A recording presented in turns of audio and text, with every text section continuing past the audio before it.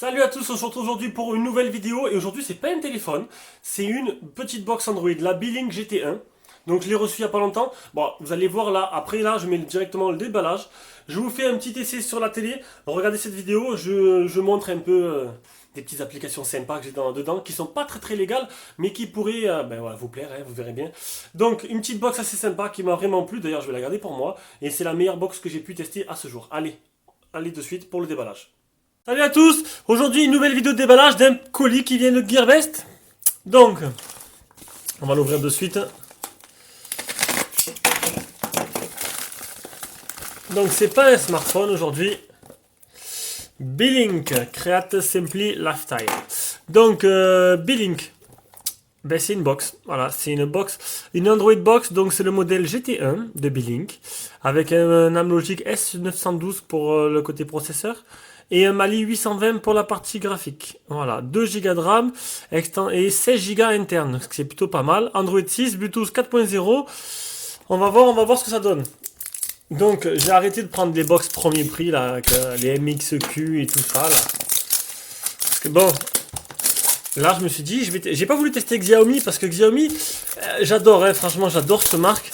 Mais honnêtement, leur box internationale avec, désolé pour le bruit du papier, leur box internationale avec aucun port RJ45, c'est vraiment dommage, quoi. Ça marche qu'en Wi-Fi. Ça veut pas dire que ça marcherait pas bien, mais si j'ai envie de la brancher en direct pour avoir le maximum de patates, c'est mieux. Déjà, c'est une belle boîte, quoi. Ça n'a rien à voir avec les boîtes. J'essaie de ne pas abîmer la boîte. Parce que je sais pas ce que je vais en faire après. Normalement, je la garde pour moi. Voilà. Oula, ça l'envers. Déjà, on voit la différence entre de la marque. Ouf, elle est... Ah, c'est extraordinaire. Ben non, pas extraordinaire. Voilà, quoi. Ça n'a rien à voir avec les MXQ, les M8S, les MIC. Enfin, voilà, tout le reste, quoi. Là, la box, elle est... voilà, on sent la... Comment te dire?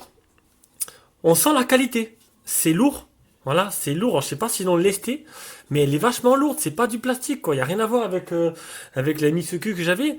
Beelink, un port micro SD, un port USB, un port optique, un port RJ45, un HDMI, un autre USB et le port de rechargement. Il n'y a rien à voir. Honnêtement, c'est le jour et la nuit. Je regrette pas du tout. Elle est toute petite. Elle prend pas beaucoup de place. Elle est magnifique. Donc c'est la Beelink GT1. Et je l'ai aussi prise parce que la caractéristique de cette box, c'est d'avoir les mises à jour en OTA. Voilà, c'est une box qui est suivie. Dedans, on a un petit guide avec carrément, hop, un HDMI. Regardez la qualité, hop, c'est bien, c'est de la mousse. Franchement, on voit pas trop là finalement. Là, j'ai déplacé les softbox, on verra mieux. Donc, dans cette boîte, on a le câble. Et rien que le câble déjà, il n'y a vraiment rien à voir, quoi. Franchement. Et surtout, c'est la télécommande qui va changer tout. Parce que cette télécommande qui était fournie avec toutes les box non-name, elle était vraiment dégueulasse. Alors que là...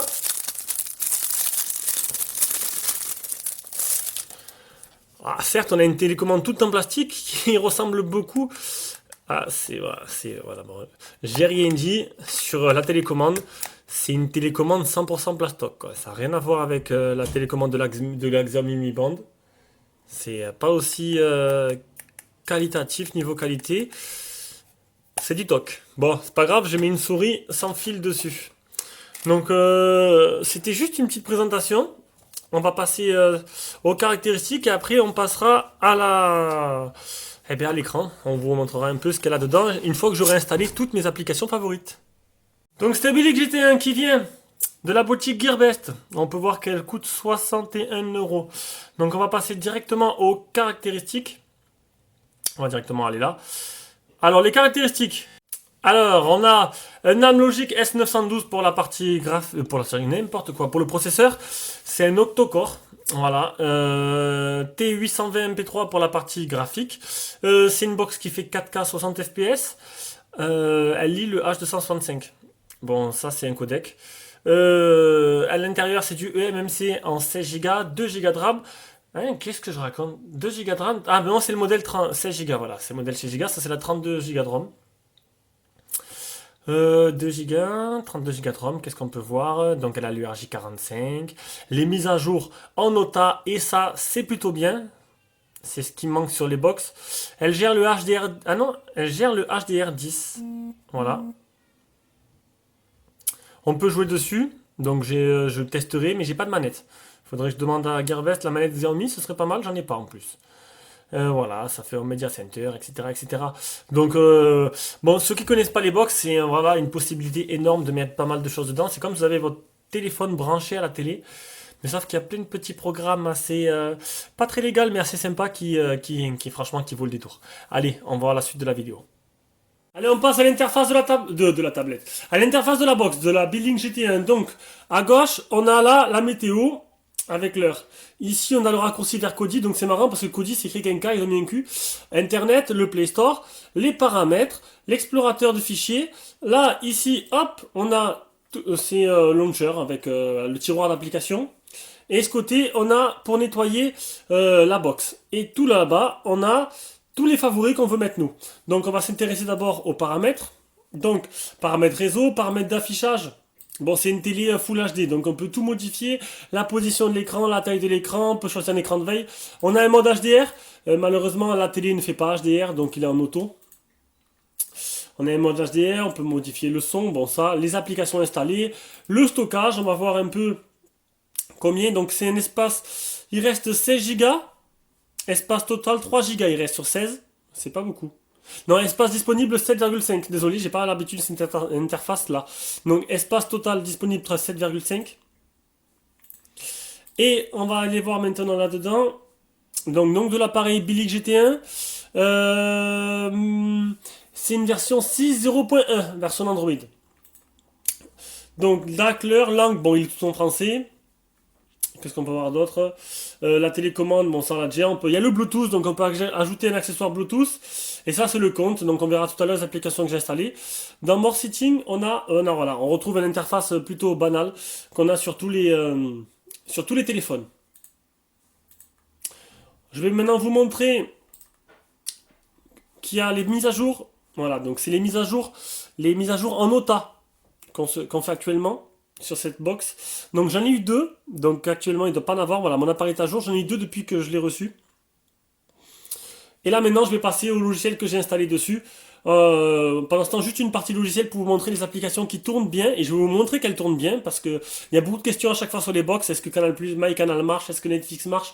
Allez, on va faire un petit tour là-dessus. Commencer par vous montrer que le streaming marche correctement.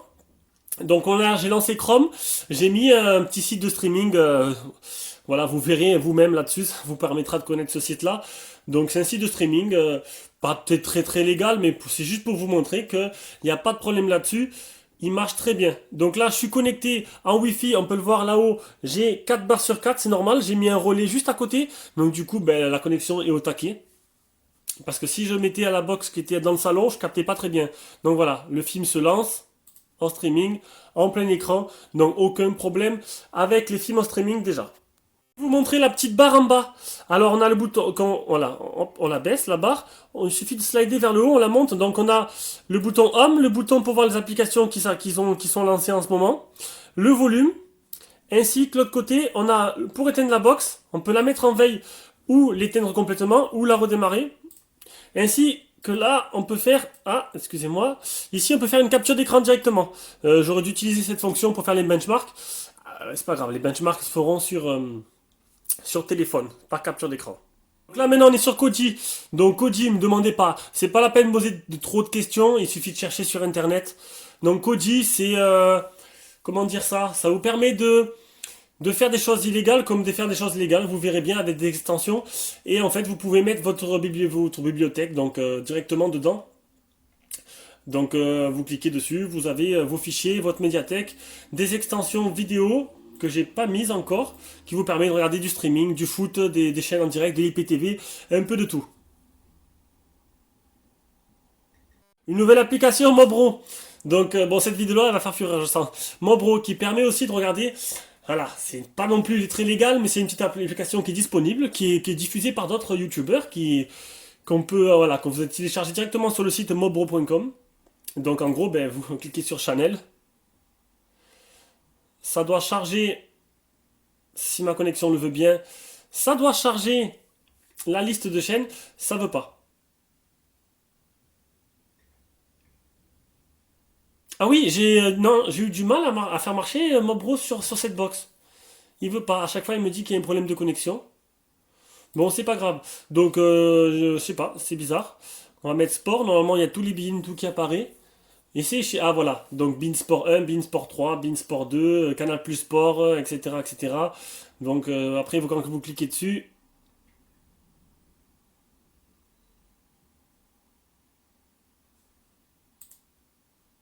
Bon, voilà, vous aurez compris le système. Ça doit se lancer. J'ai pas une connexion assez bonne pour vous montrer la suite. L'application MyCanal qui marche très bien. Donc voilà, pour certains, ça va intéresser. Donc c'est l'application que j'ai pris directement sur le Play Store. Donc pas eu besoin de mettre une application craquée, rien. C'est directement l'application Canal sur le Play Store. Et ma foi, ben, j'ai pas eu de problème là-dedans, là pour l'instant. Donc regardez, voilà, les cinémas, le sport, la jeunesse, séries. Donc voilà, ça marche très bien. Ah, il y a un compartiment adulte. Donc ça, on va pas le mettre. On peut pas s'apparaître. Donc voilà, ça marche plutôt bien. Donc c'est la version Play Store et voilà. Netflix, voilà, qui marche nickel, pareil. Donc en ce moment, je suis en train de regarder. J'ai arrêté les désastreuses aventures de Baudelaire, j'ai pas aimé. Black Mirror, c'est pas trop mal.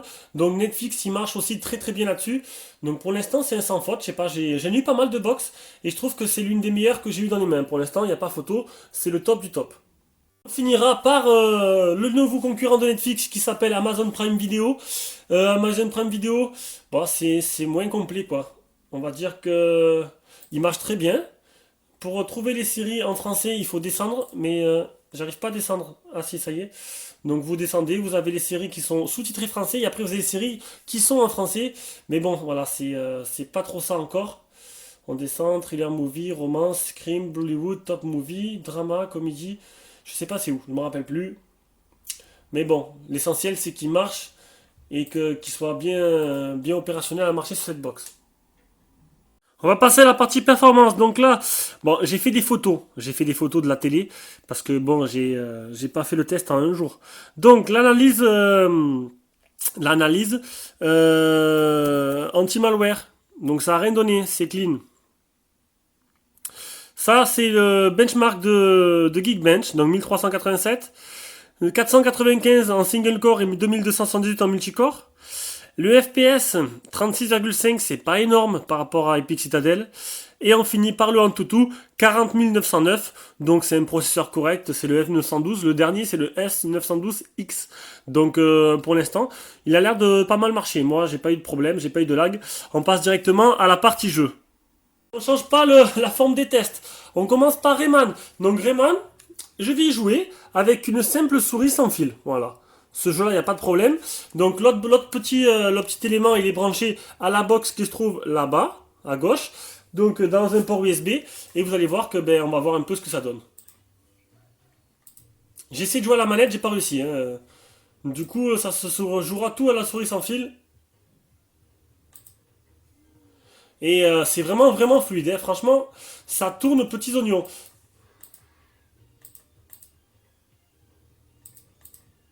Donc c'est une box qui peut vous servir, vous allez le voir tout à l'heure, vraiment comme une console de jeu. Bon, c'est les jeux Android, mais ça se bonifie avec le temps. Il y a de plus en plus de jeux Android qui sont vraiment sympas. Et ça pourrait vraiment vous faire une console de jeu à moindre frais, parce que vous avez vu, c'est une box qui coûte dans les 50 euros, donc c'est vraiment pas exceptionnel. Hein. Voilà, ça joue bien, c'est fluide, il n'y a pas de problème. Voilà, il n'y a aucun ralentissement. Je me suis même mis à jouer un ou deux niveaux.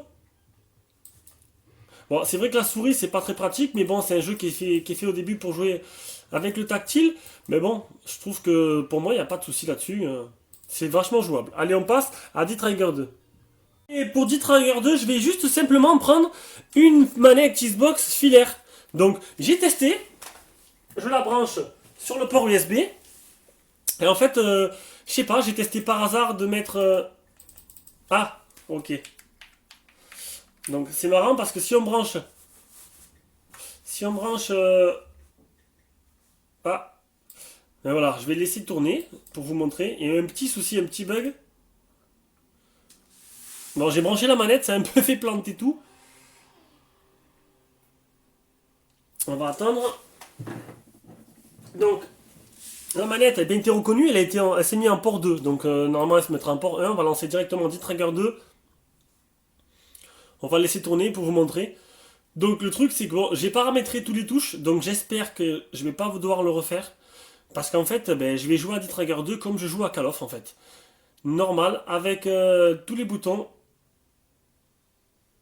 C'est bizarre, c'est pas du tout mon compte qui est apparu en haut. Je sais pas qui c'est.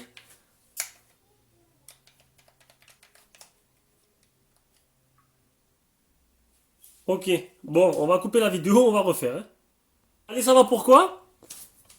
En fait, c'était la première fois que je mettais la manette, donc il mettait en port 1. Et en fait, à chaque fois que je débranchais, que je la rebranchais, ça passait de 1 à 4. 1, 2, 3, 4. Donc j'ai dû débrancher 4 fois la manette et repasser en port 1. Donc bon, je sais pas si ça a une importance. Donc regardez, je joue bien avec la manette. Non, regardez. Hop, hop, vers le haut, vers le bas. Je bouge à gauche, je bouge à droite, je vise et je tire. Avec la gâchette de là. Et je suis resté vraiment impressionné parce que c'est tout à fait jouable à l'instar d'un FPS quoi. J'avais en fait voilà, peut-être que moi je reste impressionné mais j'y avais jamais joué en fait, j'avais jamais testé.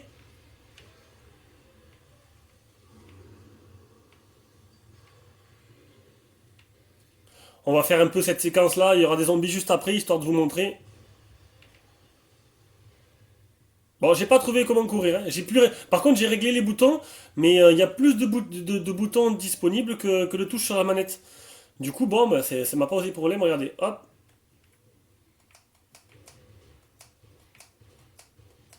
Oh, j'arrive pas à viser le. Ouais, bon, le baril a explosé après.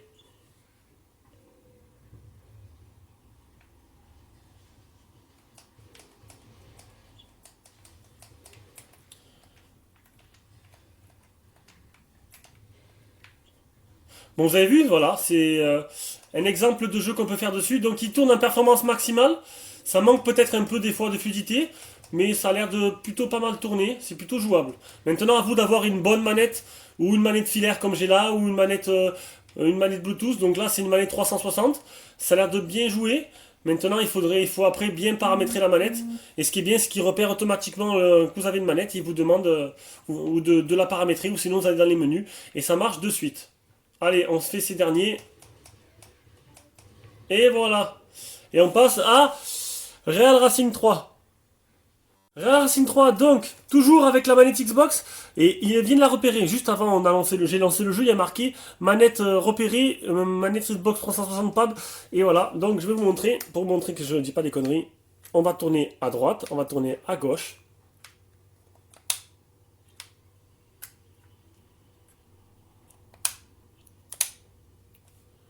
Voilà, c'est tout bête. Bon, ça conduit tout seul, enfin ça accélère tout seul. J'ai pas essayé de voir si on peut faire une conduite manuelle.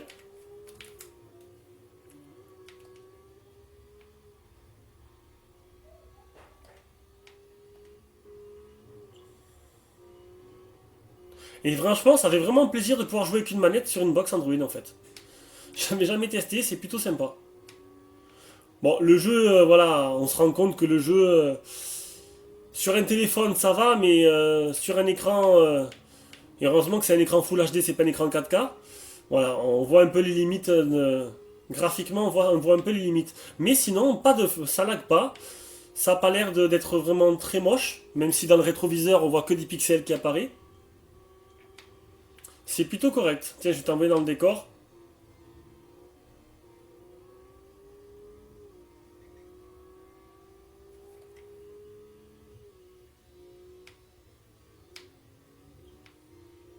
Donc voilà. Donc ça, c'était la partie performance. On passe directement à la conclusion. Je pense que j'ai fait le tour. Donc ma conclusion sur cette petite box Building GT1, pour moi, c'est la meilleure box que j'ai eu tout simplement à tester. D'ailleurs, elle est là, elle est dans ma chambre, je la garde. Je voulais prendre la Xiaomi Box la modèle internationale qui est à 70 euros. Le problème, c'est que d'après ce que j'ai lu, c'est Google TV dedans.